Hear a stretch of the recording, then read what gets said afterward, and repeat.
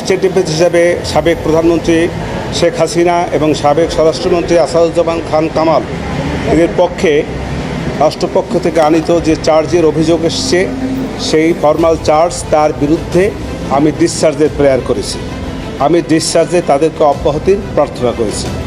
অব্যাহতির প্রার্থনার মূল যে বিষয়গুলি ছিল সেগুলো এই যে তার বিরুদ্ধে যে সমস্ত কথাবার্তা এসছে সেগুলো কল্পিত, উদ্দেশ্যপ্রণোদিত, রাজনৈতিক উদ্দেশ্যপ্রণোদিত এবং যেগুলো কোনো সত্যিকারের ভিত্তি নাই। এবং ওনার যে রাজনৈতিক দর্শনে এবং দীর্ঘ বছরের শাসনামলে এই সাবেক প্রাইম মিনিস্টারের যে সমস্ত কল্যাণ, যে সমস্ত ভালো ভালো কাজ, এই সব বিষয়ে তার প্রতি রাজনৈতিকভাবে ঈর্ষান্বিত হইয়া এই মামলাটার আনয়ন করা হয়েছে। আমার যুক্তিটা হলো এই যে প্রথম কথা হলো যে সে রাজাকারের নাতিপুতির যে বক্তব্যটা এসছে, সাবেক প্রধানমন্ত্রী রাজাকারের নাতিপুতি এইভাবে উনি বলতে চান না এবং বলেনও নাই। আর রাজাকারকে ধ্বংস করে দেওয়া, তাদেরকে হত্যা করা, এরকম একটা প্রশ্ন আসছে এই মামলার মধ্যে।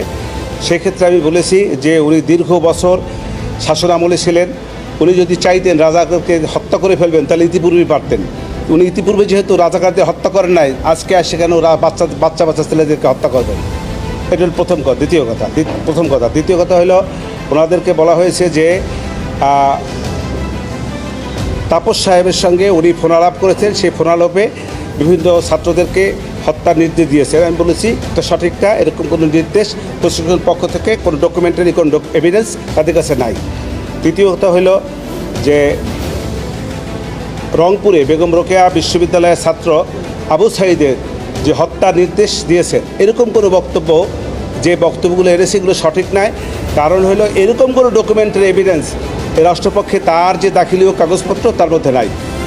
আর 4 এবং 5 নম্বর যে অভিযোগগুলি সেইগুলি বেলা 5টার, উনি তো বেলা 2টার, ওখানে বলা হয়েছে 14 আগস্ট থেকে 5ই আগস্ট, হ্যাঁ 14 জুলাই থেকে 5ই আগস্ট 2:30 বোধহয় সম্ভবত, পারহাপস হয়তো একটু ভুল হতে পারে, সেইখানে মধ্যে ঘটনা।